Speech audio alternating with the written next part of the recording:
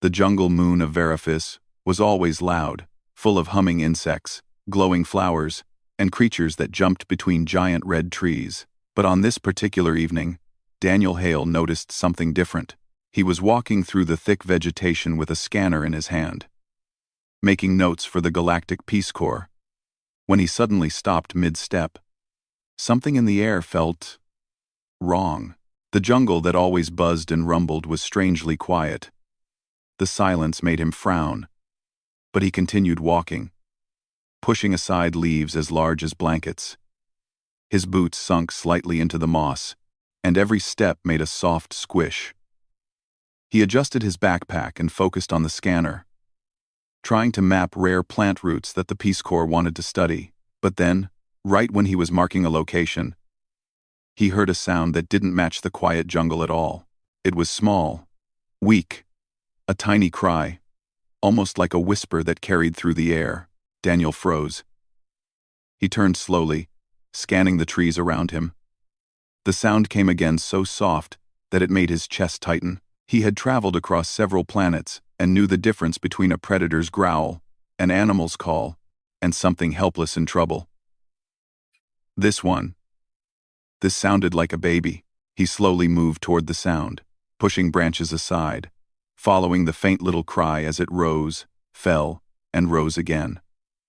The glowing plants lit his path with pale blue light. He stepped over a fallen log and found himself beside a group of giant ferns. The sound came from under the leaves. Daniel knelt and carefully lifted one of the ferns.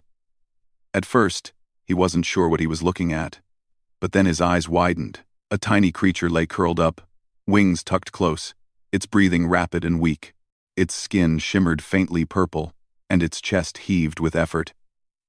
It was trembling violently, and its eyes shut tight as if the world hurt too much. Daniel gasped. He had seen pictures of this species before in Peace Corps briefings. It was a Vadran hatchling, the child of a species feared across entire star systems. The Vadran were known for their towering queens, massive wings, sharp claws, unmatched strength, and extremely fierce territorial law. No outsider was allowed near their young. Touching a royal hatchling was a death sentence in most cases, but the hatchling looked sick. Its tiny body looked far too hot, its wings drooping like wilted petals. It let out another weak cry and tried to lift its head, but it fell back immediately. Daniel's heart clenched. "Hey, easy there," he whispered softly. He slowly reached out, afraid the creature might lash out, but the moment his hand neared, the hatchling struggled weakly toward him, its tiny claws hooking into his sleeve as if begging. He swallowed hard. He knew what this meant. If its mother or any Vadran warrior found him holding it, he would not survive. And yet, looking at the little creature shaking on the forest floor, he couldn't walk away. His conscience wouldn't let him. "You're burning up," he murmured, touching its forehead. The hatchling whimpered and curled closer. Okay, I got you." He removed his jacket and wrapped the tiny creature inside it. He lifted it gently, holding it close to his chest to share warmth. The hatchling gave a tired little chirp and rested its head against him. Even through the jacket, Daniel could feel how hot its skin was. It needed help fast. He checked the sky through the tall trees, noticing dark storm clouds gathering. A storm on Veriphis was no small thing. Winds could tear branches from trees, and rain could flood entire clearings. He needed shelter before the storm hit, but more importantly, the hatchling needed medical care. He didn't have advanced medicine on him, but he had some basic supplies in his kit. "Hang in there," Daniel whispered, walking deeper into the jungle. "I'm going to help you. Just stay with me." As he walked, something shifted in the corner of his eye. He paused but didn't see anyone. The jungle remained quiet. Too quiet. Still, he shook the feeling and kept going. But he wasn't alone. Far behind him, high up in the red trees, something enormous moved silently. A shape almost as large as a small spacecraft watched him through golden eyes that glowed faintly in the shadows. Her wings were folded close to her body, her claws gripping the bark without making a sound. Her gaze fixed not on the human, but on what he held. Queen Zalara of the Vadran brood had been searching for her missing hatchling for hours. Her brood sense told her child was alive somewhere in the jungle but weak. The moment she caught the faint trail of its scent, she followed swiftly, her heart pounding with a mix of fear and rage. But when she arrived, expecting to find a predator harming her child, she instead found a human. She watched the human kneel beside her sick hatchling. She saw the way he touched it gently, how he wrapped it in his clothing, how his expression filled with concern. Humans, in her experience, were unpredictable. Some were violent, some soft, some strange. But never had she seen one lift a Vadran royal child, with trembling sympathy in his eyes. Zalara almost swooped down to kill him instantly. That was her instinct: protect the brood, punish intruders. But she stopped herself. Something about the scene before her didn't match what she expected. Her talons loosened slightly on the tree bark as she watched the human whisper to her baby and hug it closer, as if it were precious. Her wings lowered slowly. Confusion rippled through her, a feeling she had not felt in years. Why was the human helping? Why was he risking his life for a child not his own? She followed silently, her eyes never blinking, her breathing low. She didn't understand his words, but she understood tone. And the human spoke with softness. Her hatchling's heartbeat was faint, but steady. While pressed to the human's chest, it should have been terrified, but instead, it accepted the warmth. The queen felt something tighten inside her. A protective fear. A strange hope. She kept following. Daniel reached a small cave entrance he had passed earlier in the day. He stepped inside and felt the cool stone walls shelter him from the rising wind outside. The storm rumble grew deeper. He placed the hatchling on a folded part of his jacket and quickly opened his medical kit. "Okay, little one," he said softly. "Let's see what we can do." The hatchling shivered, making a low, whimpering sound. Daniel checked its breathing, then mixed a mild anti-hyperthermic spray safe for most non-human species. He prayed the Vadran body could tolerate it. He sprayed a tiny amount across its wings, and the hatchling flinched, then relaxed slightly. Its breathing slowed. "That's it," Daniel said with a relieved smile. "Good job. You're doing good." He made a small fire in the cave corner, not too close to overheat the hatchling but warm enough to keep the cave comfortable. He sat down beside the tiny creature, keeping one hand near its head. Occasionally, the hatchling reached out with its claws to hold his finger. Daniel chuckled softly and let it grip him. "You're stronger than you look," he said quietly. Outside the cave, lightning lit the sky, and thunder shook the ground. The storm had arrived in full force, but the cave protected them. Daniel didn't notice the shadow at the entrance. Queen Zalara stood just outside, watching everything. Her giant form was hidden by the darkness, but her eyes glowed faintly as she studied every movement the human made. The sight of her hatchling breathing calmer soothed her, but she still didn't reveal herself. She needed to understand the human's intentions. He kept checking the hatchling, cleaning its forehead, whispering comfort, humming a soft human tune when it grew restless. Each gesture made the queen's chest grow warmer with emotions she didn't expect: relief, gratitude, confusion. The human stayed awake, refusing to rest, watching over her child as if guarding it. Zalara felt a strange pull in her heart. A protective instinct she usually kept locked away softened slightly. She had never seen any species treat her kind with such gentle care. Humans were unpredictable, yes, but this one was something else. She stepped closer to the cave entrance, her massive wings brushing stone lightly, but Daniel was too focused on the hatchling to notice. The queen's presence filled the cave silently. She watched every rise of her child's chest, every touch from the human's hand. As the fire crackled softly, Daniel whispered, "I promise you, I won't let anything happen to you. I'll stay right here." The queen's eyes widened slightly. He didn't know she was standing not 10 steps behind him. He didn't know he was comforting the royal child of one of the deadliest species in known space. And he didn't know that his gentle promise was the first thing in years that made the queen's heart tremble. Her silent words stayed trapped in her throat. "He does not fear you, my child. He protects you." The storm raged outside. The hatchling slept quietly, and the queen watched, waiting for the right moment to show herself. The storm outside the cave roared like a monster trying to tear the jungle apart. Rain smashed against the ground, thunder rolled across the sky, and wind rushed through the red trees so fiercely that some branches snapped. But inside the cave, the fire gave off a soft, warm glow. Daniel sat beside it, leaning slightly forward, watching the hatchling sleep peacefully on his jacket. Its tiny chest moved up and down in a steady rhythm, no longer weak or fast. The fever seemed to be decreasing slowly.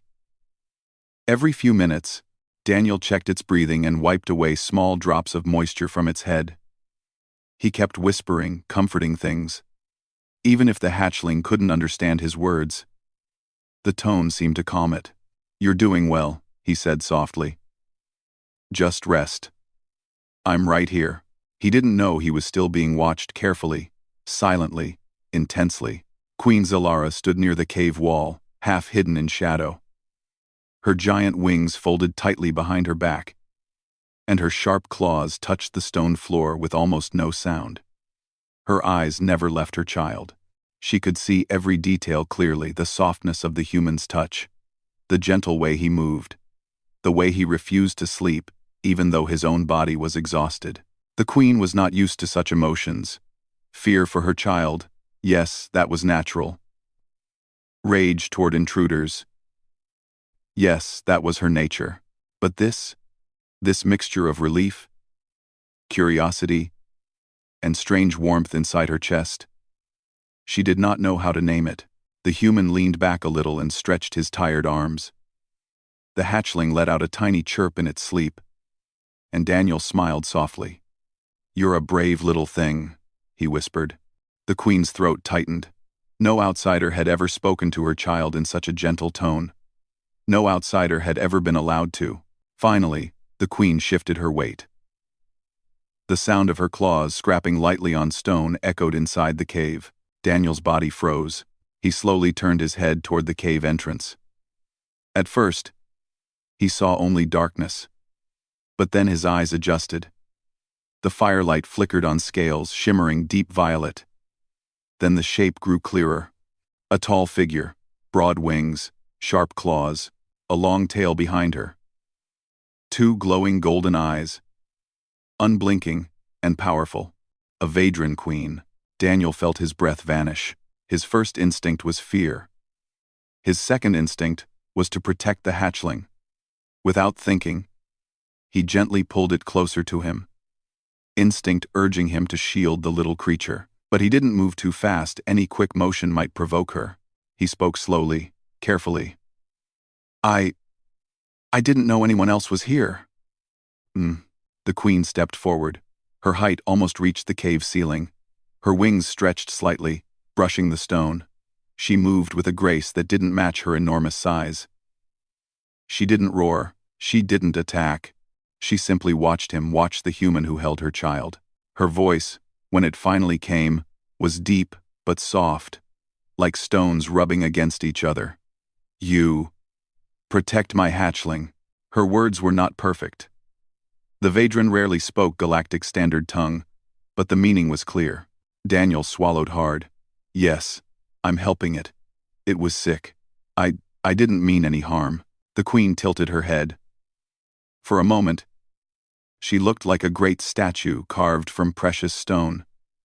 But there was emotion in her eyes, fear, hope, confusion. When she spoke again, her tone trembled ever so slightly. "My child lives because of you." Daniel looked down at the hatchling and gently adjusted the jacket to keep it warm. "It's getting better. Still weak, but better." The queen stepped even closer. The glow from the fire revealed fine markings along her armor-like scales, patterns that showed her royal rank. Her claws lowered, and she slowly knelt. Daniel's heart nearly stopped. A Vadran queen kneeling was not something in any Peace Corps training manual. It was not something anyone in the galaxy expected to see, but she wasn't kneeling to him.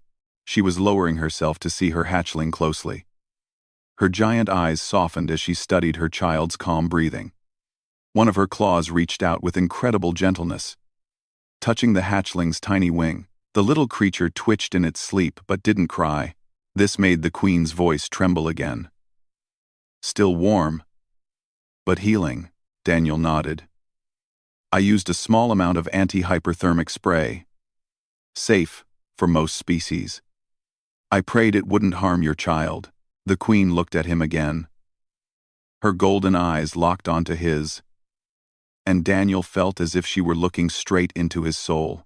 After a moment of silence, she lowered her head slightly. You feared, but you helped. Her voice echoed softly. Why? Daniel didn't have to think long. Because it needed help. That's all.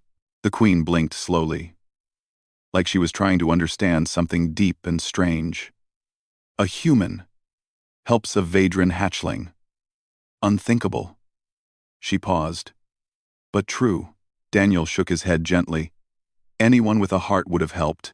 Her claws flexed slightly. Not anyone. He didn't argue.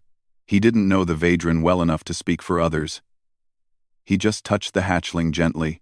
A period of quiet followed, broken only by the crackle of fire and the soft sound of rain outside. The queen sat down carefully, slowly, so that her massive presence wouldn't shake the cave too much. Her wings folded neatly behind her. Daniel remained where he was, unsure whether he could move. The queen observed him from time to time, as if trying to memorize the way he breathed, moved, or blinked. Finally, she spoke again. Your scent was on my child. I followed you. Daniel felt a chill run up his spine. I see. You walked with care, she said. No harm in your steps. No anger in your body. Only worry. She paused. So I watched. Daniel felt slightly embarrassed but also relieved. I'm glad I didn't do anything to scare you. The queen exhaled slowly. Her breath was warm and slightly sweet, carrying a scent of crushed flowers. You did not fear me. Daniel looked up at her with a nervous smile. I did. A little. The queen tilted her head. Not enough to run. Daniel pointed at the hatchling. Because of him. The queen's eyes softened again. She moved closer, slowly settling down beside the human, though she left enough space so he wouldn't feel trapped. Her tail curled gently around her legs, and her wings folded tightly against her back. Tell me, she said suddenly, how long you stay awake. Daniel glanced at his wrist device. Almost 12 hours. The queen looked at him with something like surprise. Why no rest? He shrugged. If your child's condition changed suddenly, I needed to react fast. The queen stared at him for a long moment. Her deep voice softened. You treated my child like your own. Daniel didn't answer right away. He didn't want to assume anything. He simply looked down at the sleeping hatchling. I just did what felt right, he finally said. The queen made a soft sound, something between a sigh and a purr. Her claw gently brushed the ground near Daniel, but not touching him. You have heart, she said slowly. Daniel blushed slightly. Anyone would have done the same. The queen shook her head. No, not anyone. The fire crackled softly, painting warm shadows across the cave walls. For the first time in many hours, Daniel felt the tension in his shoulders ease a little. The queen's presence was still overwhelming, but not hostile, not dangerous. She seemed grateful. As the storm continued outside, the queen finally shifted closer to the fire. Her giant body made no threatening motions. She simply wanted warmth, just like any mother caring for her child. Daniel watched her carefully, still nervous but calming slowly. The queen's golden eyes turned toward him again. Human, she said softly. You have given life to my hatchling. You have given peace to my heart. Daniel felt something heavy settle in his chest, a weight of meaning behind her words. Before he could reply, the hatchling stirred, giving a soft chirp. The queen leaned forward, eyes wide. Daniel checked its breathing. The tiny creature blinked slowly, weak, but no longer slipping away. It's waking, Daniel said, very slowly. The queen's claw trembled. My child. Daniel stepped aside slightly to give her space. The queen placed a gentle claw near her hatchling's side. It nuzzled against her touch, then wobbled its tiny wings. It made a sound something between a tiny cry and a sleepy chirp. The queen's eyes glistened with emotion, a mother's relief, a mother's joy. Then, something unexpected happened. The hatchling turned and reached toward Daniel. The queen froze. Daniel blinked in surprise. The tiny creature pressed its tiny claws onto Daniel's hand, chirping weakly. It wanted both of them, its mother and the human who saved it. The queen did not speak for a long time. When she finally did, her voice was low, soft, and full of emotion Daniel didn't understand yet. "You have made a bond with my child," she whispered. "And now, you are bound to me." Daniel didn't know what that meant, but the queen did, and her entire life and his was about to change because of it. The storm had calmed by the time the sun began to rise over the jungle moon of Veriphus. Soft silver light filtered through the cave entrance, touching the stone floor gently. The flames of the fire had grown smaller, but their glow still warmed the space inside. Daniel rubbed his tired eyes, feeling heavy from the long night. He hadn't slept, but he didn't regret it. The hatchling was alive. That was enough. The tiny creature rested now in its mother's large hands. Queen Zalara held it protectively, like it was the rarest gem in the universe. Daniel watched her carefully. Still unsure what his place was in all of this, he sat a little distance away, giving the queen space with her young, but the hatchling kept looking at him now and then. Every time its eyes met his, it chirped softly. The queen's golden gaze followed her child's movements, and every time the hatchling reached toward Daniel, Zalara's expression shifted, not angry, not jealous, but something thoughtful, something deep and complicated. Daniel finally broke the silence. "How is he doing?" The queen looked down at her hatchling before answering. "He breathes strong now. Fever gone." Her voice softened. "Your care gave him strength." Daniel nodded slowly. "I'm glad." The queen studied him again. Her eyes were sharp, glowing like molten gold. She lowered her head slightly. "You did not only heal his sickness, you gave him bond." "They bidding," Daniel frowned. "Bond?" The queen blinked once. Slowly. "Vadran hatchlings. When weak, they choose who gives them comfort. They connect. Heart to heart." Her voice grew quieter. "My child connected with you." Daniel's heart skipped a beat. "I didn't mean to do anything strange. I only helped." The queen was silent for a long moment. Then she spoke again. "You did nothing wrong. But the bond is real." Daniel didn't know what to say. He looked at the hatchling again. The tiny creature stretched its wings and chirped, its strength returning little by little. It looked happy, almost glowing with life. The queen placed one claw gently behind her hatchling to support it. Her movements were calm, almost elegant, but Daniel could tell she was hiding deep emotion. Finally, she said, "Come here, human." "Thinner." Daniel hesitated. Approaching a Vadran queen wasn't something he ever expected to do in his lifetime. But her tone wasn't threatening. It was firm, sure, but also warm. He slowly got up and walked toward her. The queen watched every step. When he stood beside her, the hatchling reached for him again with tiny claws. Daniel smiled and extended his hand. The hatchling grabbed his thumb gently and chirped happily. The queen observed the interaction closely. "He accepts you. And that means—" She paused, then sighed softly. "It means the brood will accept you too." Daniel blinked. "The brood? My warriors, my people." The queen touched the hatchling's back with a tender claw. "They will listen to the bond. They will respect it." Daniel struggled to understand. "What does that mean for me?" "I don't want to cause trouble for your people." The queen turned her golden eyes toward him again. Her gaze was intense, but not harsh. "You have done something no outsider has ever done. You saved a royal hatchling. You protected him. You sang to him. Your warmth kept him alive." She paused. Such actions cannot be ignored. Daniel rubbed the back of his neck awkwardly. "I didn't do it for a reward. I just couldn't leave him alone." The queen made a soft rumbling sound from her chest. It wasn't anger, it sounded almost like approval. "That is why the reward must be great." Daniel stepped back slightly. "Reward?" The queen slowly unfolded her wings, letting them stretch to their full span for the first time since entering the cave. They were massive, beautiful, glowing faintly as sunlight touched them. Daniel's breath caught in his throat. She looked powerful, ancient, and majestic. Her voice echoed through the cave. According to Vedran law, any being who saves the life of a royal hatchling gains protection for life. A bond of honor that lasts for generations. Daniel's eyes widened. Protection? Zalara nodded. You are now under the shield of the Brood Queen. No Vedran warrior will harm you. No tribe will hunt you. No brood will deny you passage. She paused. You are safe among my kind. Daniel felt almost dizzy.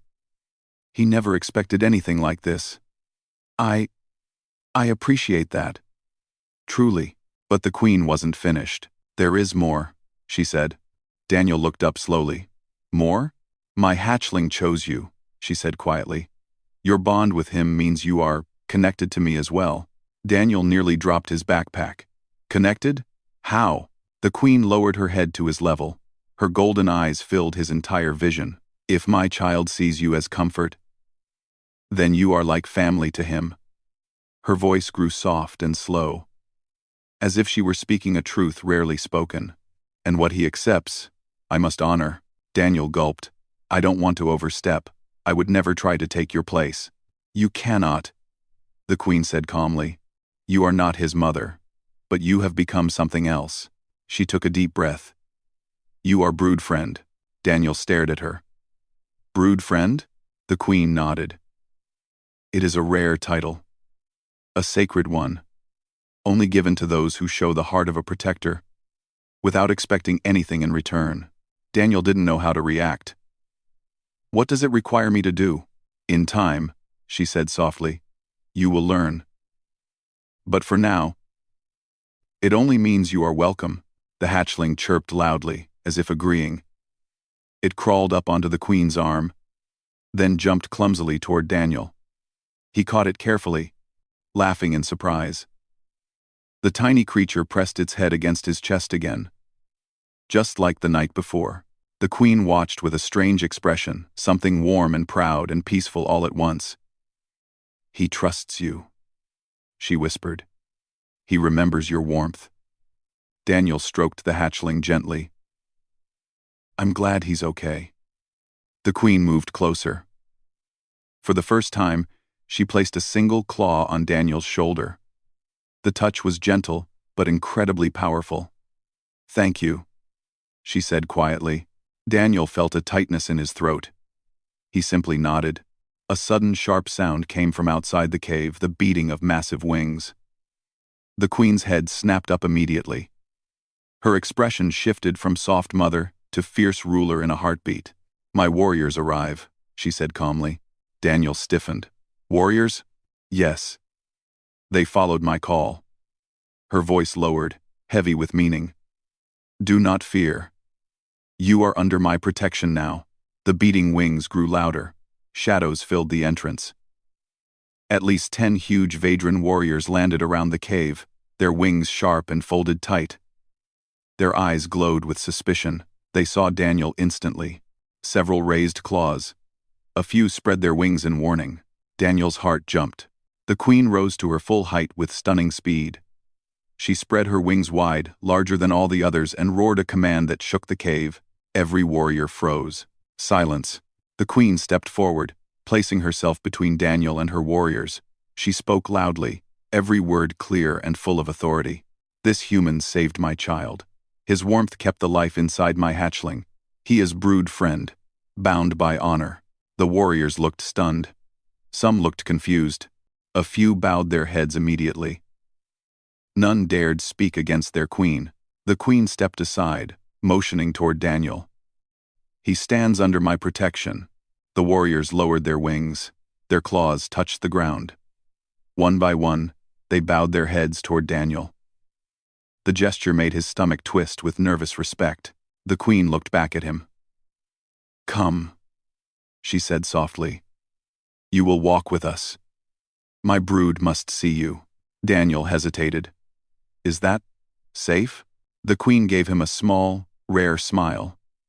Safer than anything you have ever known, the hatchling chirped again, climbing up Daniel's arm and settling against his shoulder proudly. And just like that, Daniel realized his life had changed. He had come to Veriphus to study plants, but he was leaving the cave as something entirely new, someone respected by one of the fiercest species in the galaxy. He took a deep breath and stepped toward the queen. She walked beside him, her wings gently shielding him from the wind. The warriors formed a protective circle around them. Daniel whispered to the hatchling, "Guess we're part of a family now." The hatchling chirped happily. Queen Zalara, hearing his words, lifted her head high with quiet pride. In that moment, the human who once walked alone now walked under the wings of a queen forever bound to a brood he had saved with nothing but kindness, courage, and a warm heart.